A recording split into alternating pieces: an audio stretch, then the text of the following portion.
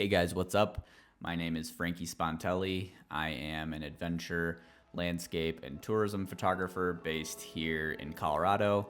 I wanted to create a guide on how to travel to Italy to take on the Alta Via 4, which is a multi-day hike in the Italian Dolomites.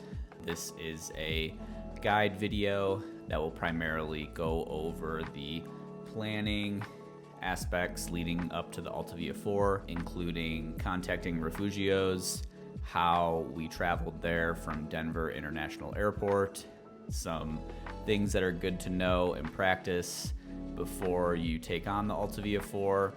I will make a few other videos about what it's like to hike the Alta Via 4. This is not a scenic hiking video or anything of that sort. This is more of a educational video on how to approach the Alta Via 4, how to take it on, the challenges of planning and booking out the Rifugios, as well as a lot of great resources that you can use that we used as well to help us plan this trek.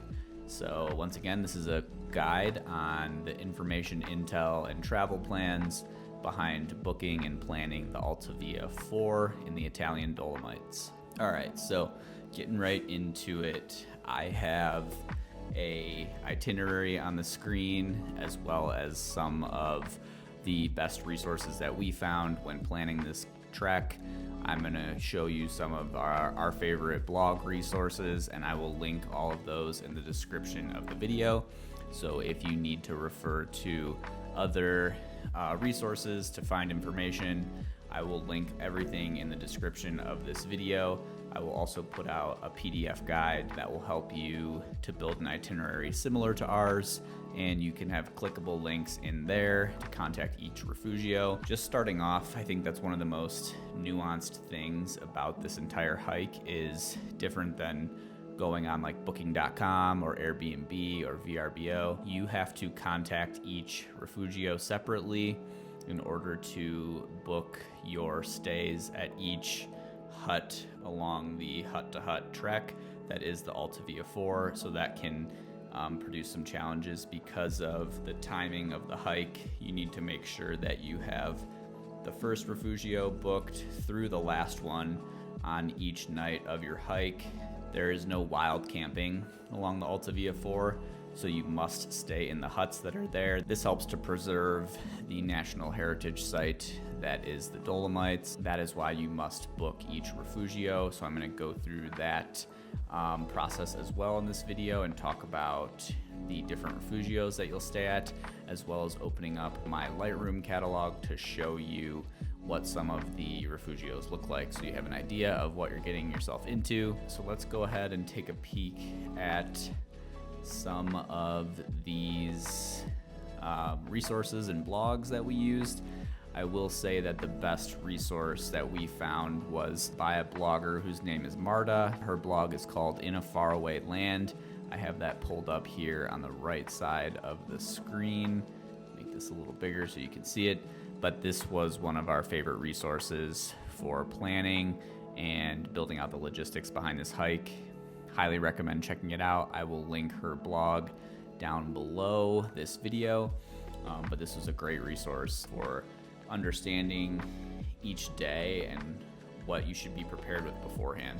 So first, we'll touch on our travel to getting over to Italy and the Dolomites.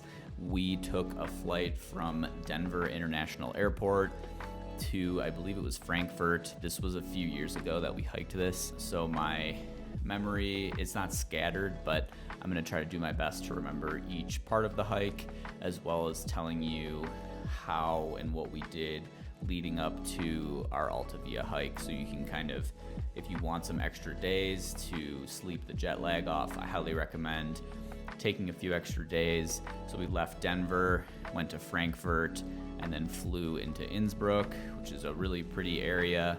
Quickly open up Lightroom here and show you when you land in Innsbruck, you start to see the mountains all around you, and this is kind of when you start to begin and feel like you're actually in the adventure a little bit. Innsbruck was really cool. very welcoming to tourists, very beautiful place in general, and it was cool to start our journey here. And this gave us really good access to getting over to the Dolomites. We did do a rental car and stayed in a hotel in Innsbruck for a few days, like I said, to rest up and get us ready for the hike that was ahead. We also fit in a few additional day hikes before hitting the Alta Via 4. So if you wanted to do a few extra adventures before hitting the hike, you could certainly do that beforehand. So jumping right back to Marta's blog here, that is linked below in the description. An overview on the hike, it's about 60 miles and it can be completed in 5 to 7 days. Best times of year to hike this, the third week of June until late September. I would say that these are probably the best times to go for it. We did this in early July. I think we arrived to Innsbruck around the 29th of June and began our hike, I think it was on the 4th of July. So took quite a few extra days there. I'm gonna do a separate video on what to pack and what to bring. Alta Via 4 begins near San Candido, and it starts in the northern Dolomites, and I believe you work your way from north to south, and at the end of the trek you then take a bus back to where you started. So for us, we took the rental car to a parking lot, left the vehicle there for the duration of our hike, and then when we finished the hike, we then took 2 different buses to make our way back to the parking lot where our rental car was. So that is one way to approach this hike. I think if you want to explore and see other parts of the Dolomites, that it's essential to have a rental car, so keep that in mind. In her blog, she talks about where the Alta Via 4 ends. It's right here. In her blog, she talks about where the Alta Via ends, the tiny town of Pozzuoli, which is close to Cadore, marks the end of your route, and you can catch a bus there back to where you started the Alta Via in San Candido and hopefully left your car somewhere. I am gonna pull up her map so you can see each day, and then I'm gonna dive into the Rifugios. So as I was explaining before, the most nuanced part of this entire hut-to-hut trip is actually booking the Rifugios themselves. I'm gonna walk you through all the different Rifugios that we stayed at. We did this hike in 6 days and stayed at 6 different Rifugios. On the 7th day, you then you descend into that tiny town and catch the 2 different buses back to San Candido, where you began your trek. And you could also use public transit to get around if you didn't want to do the rental car thing. The driving there was a little intense, but once you get the hang of it, you do just kind of let the locals go around you and make sure you're very careful when you are driving a rental car. First day and night, we booked Rifugio Locatelli, which is this stunning Rifugio here, perched right at the base of Trecime. This is extremely popular and busy spring, summer, and fall. Lots of tourists hike here on day trips, so keep that in mind when you're booking this one. This is something you want to book way in advance. On the website that I'm looking at right here are the 2 email addresses, and it's very specific here in how you should only send 1 email to one of the 2 email addresses that I've highlighted on the screen. This is where it begins to get nuanced. You have to email each Rifugio individually, wait to hear back, and then move on to booking your second ones. I think we did this 3 or 4 months in advance, so maybe you're trying to hike the Alta Via 4 at the end of this hiking season, but you would need to start booking these now or way earlier in the spring. So you send your booking information to the email there and you wait to hear back. I've also linked all of those Rifugio websites in the description of this video as well, and you can purchase the PDF guide on my website that goes in depth and breaks down all of our days. So that first day was 8.8 miles with 4,000 feet of elevation gain. Another reason why we decided to go to Locatelli, there's another blog that says you could break it up by you could stop at Rifugio Scarperi, which I have pulled up. We actually just hiked right by this one. We grabbed an espresso there and used their bathroom and kept hiking because we wanted to make it to Locatelli, where we had booked for that night. And each Rifugio is gonna cost about 50 to 60 euro per night. I believe that's per person. There are different options, half board, full board. Each type of option either includes a meal or does not include a meal. You can kind of decide how much resources you want to get from each Rifugio, but when you're hiking almost 8 to 10 miles each day with lots of elevation gain, having the meals there was a huge advantage for us. We would carry snacks and dried meats and so on each hike day. I think we did full board at every Rifugio we stayed at. There was one time, I think it was at Città di Carpi, where we were able to book a private room, so we had a little bit more privacy. Locatelli is not that way. You will end up sleeping in a bunk bed surrounded by different hikers from all over the world, so a very cultural experience at Locatelli. The next Rifugio you're gonna book with is Fonda Savio, which I have pulled up here as well. This one's perched beautifully up in the mountains. I can go to my Lightroom catalog and show you what that looked like.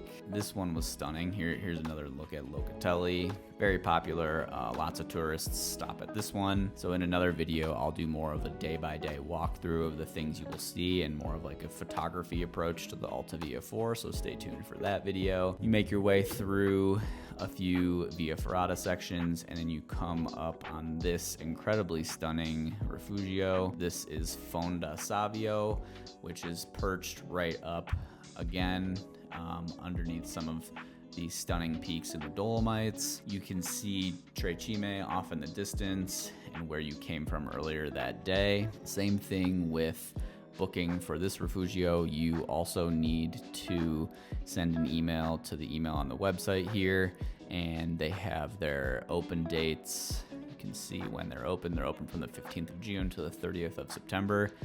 I would recommend either doing this early July or waiting until some of the tourist crowds go away and school kicks back up, and maybe doing this as a fall hike. You don't want to be going any earlier than 15th of June, as you will encounter snow along this route. The other note I want to make about why we sent it on that first day to Locatelli is we had never done Via Ferrata before this hike. My wife she didn't hide the fact from me, but had never done it before and didn't really know what exactly to expect. In the blog, she gives some good insight what else you can do. So you can arrive to Locatelli early, and around Locatelli some other sections of Via Ferrata for you to experiment or even learn the Via Ferrata skills. What I would recommend on a safety note is making sure that you go out and try Via Ferrata before just sending it on the Alta Via 4. I can say that it complicates things a little bit. We're very experienced hikers. I have a little bit of climbing experience. Ashley has a little bit of climbing experience, but I would say we're very experienced in terms of hiking abilities. This was on a whole other level of adrenaline rush. You're up way high, so make sure you understand the Via Ferrata gear, understand how it works, that you have the proper harness, that you have the proper carabiners and clips and elastic bands. Make sure you purchase a good Via Ferrata set as well as a helmet, because you will need all of those things on the Alta Via 4. Following along with the blog. So here on the blog you can see she says Via Ferrata Torre di Toblin. My Italian's terrible. You think it would be better because I am Italian and I took it in college, but here we are. So she just says how you can settle into Locatelli and give this Via Ferrata an attempt. Day 2 is about 8 miles. It has 2,300 feet of elevation gain, and then you're gonna lose another 2,300 elevation as you descend. So it's a lot of up and down in the Dolomites. I believe total elevation gains around 14,000 feet throughout the duration of the entire hike. Yeah, this was another incredibly scenic day.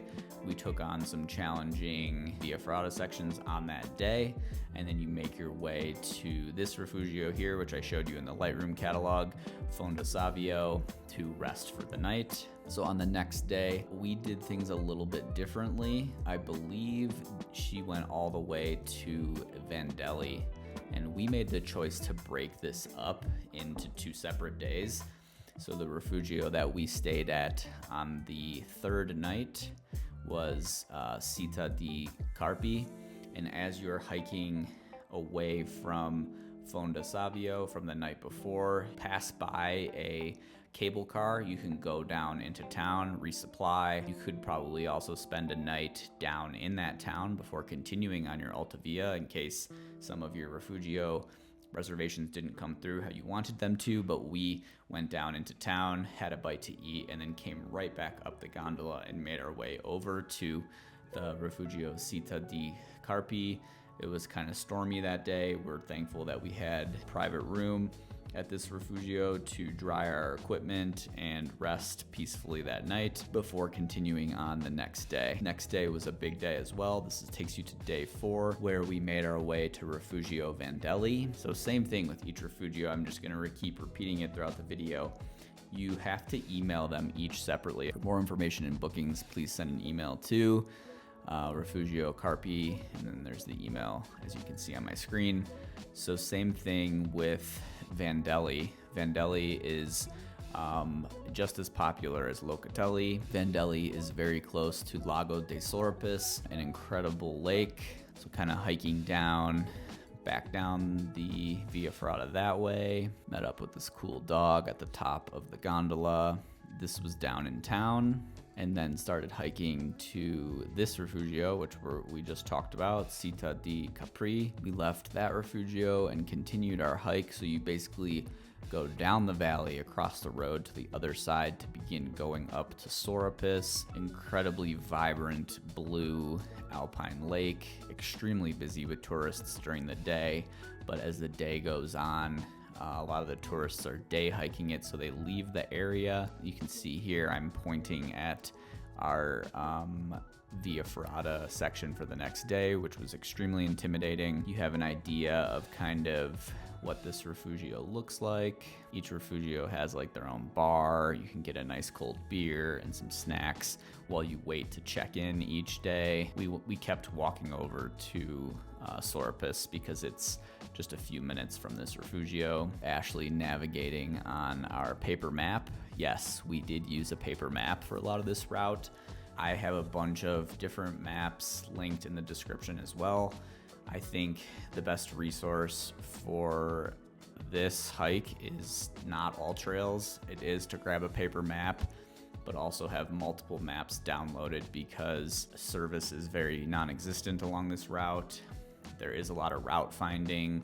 You're constantly looking for these little red and white painted rocks that help you find your way along the trail. So having multiple different ways to make sure you're on the right route is extremely important. Had a beautiful evening next to Sorapis. This is what Sorapis looked like. I believe this was sunset, and then caught an amazing sunrise the next morning with some really moody conditions. Just such a stunning hike. So that is Vandelli. Again, must book it with an email reservation. On to the next day, we made our way over to Rifugio San Marco. This was a big day, 12.2 miles, about 4,000 feet of elevation. I remember this day was, and I'm not going to say this lightly, was rather torturous. Huge hiking day, lots of up and down. I remember we almost ran out of water, which there was not a lot of water along this route that day. We had to find a spring dripping down from a cave and drink from that. We did have our water filters on us. Definitely keep that in mind. If you're hiking this during the summer, you might run into similar obstacles, but super challenging day. And then you make it to Rifugio San Marco. Very spicy, as they say. Lots of exposure, lots of interesting moves and ladders, and basically just kind of climbing up and over this big cornice. Here we are looking down at Sorapis earlier in the day. Hike for 10 plus miles until you finally get to this view, as you can see on my screen here, where you are finally able to see the tiny little Rifugio kind of tucked in the mountains there, Rifugio San Marco. So big day there, had some charcuterie. We even paid a few additional euros to take a shower that day, which felt nice and refreshing, maybe a religious experience, if you will. And then rested that night, prepared our next day to make it to Rifugio Antelau, being our last Rifugio on the Alta Via 4. Another big day, 11 miles, 4,000 feet of elevation gain. Just stunning hiking the next day. Amazing peaks all around us. You do pass some other Rifugios, so there's a little bit of flexibility between which one you could stay at for that night. If you need some options, that's where this blog comes in. She's very good at listing which Rifugios you could or could not stay at to keep yourself along the Alta Via 4. So I highly recommend using this as a resource and continuing to check with this, as well as screenshotting each day. So then we made our way to Antelau, came across a really neat area where there's like a glacier, and took a dip in these glacial lakes that you can see here on my Lightroom screen. And then we rolled up on Antelau, which definitely an eclectic place. The owner was very welcoming and cooked us a meal. It was delicious, but I remember spending a lot of time just sitting on this balcony, just kind of taking in what we had just accomplished over the last 6 days, soaking in the views. And then the next day you wake up and you descend 5 miles into town. That is where you start to plan your exit route from this tiny little town that you end up in. I remember we were super pumped just to grab like a fresh croissant and some espressos as we waited for the bus to arrive, and also just kind of decompressing from an amazing hike. We then took the 2 buses back to the rental car, and then on that same day drove back to Innsbruck, where we spent 1 night before flying back to Denver the next day. That I want to recap. So approximately 50 to 60 euro per night to stay in the huts. Take a look at the differences between what the half board gets you compared to the full board option. Some of them have private rooms if you prefer that. Many of the busy ones do not have private accommodations, so you will be sleeping with other hikers. Other things, I will create a second video that shows you all the gear I brought with me, including the backpack.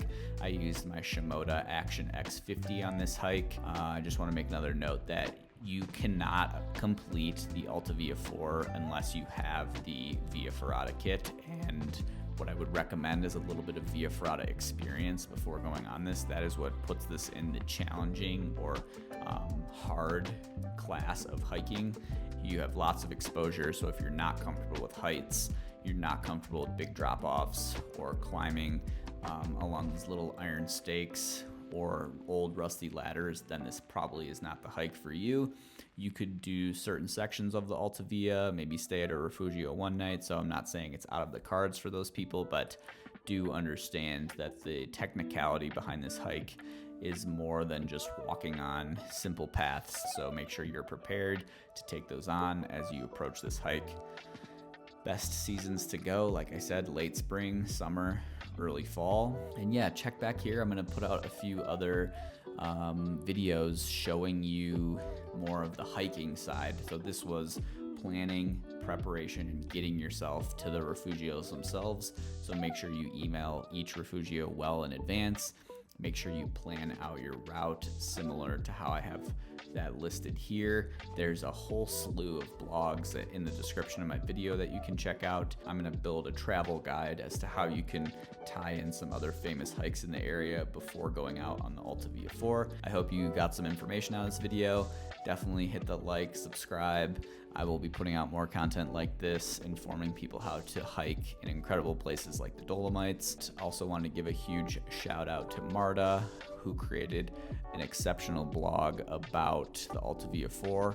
This is, in my understanding, one of the most scenic Alta Via 4s in the Dolomites. We hopefully will go back and do other ones someday. I've hiked all over the world, and I continue to talk about how exceptional this trip was. So I hope you get out there and get after it. And thanks for tuning in today. Hope you learned something. And if you have any other questions or comments, drop them in the comment section below, and I will respond down there. Follow along on Instagram. I have lots of posts about the photos I took, and I will do other videos on the gear I brought with me. I also have my own blog about the Alta Via 4. Hope you learned something today, and I'll see you in the next video. See ya.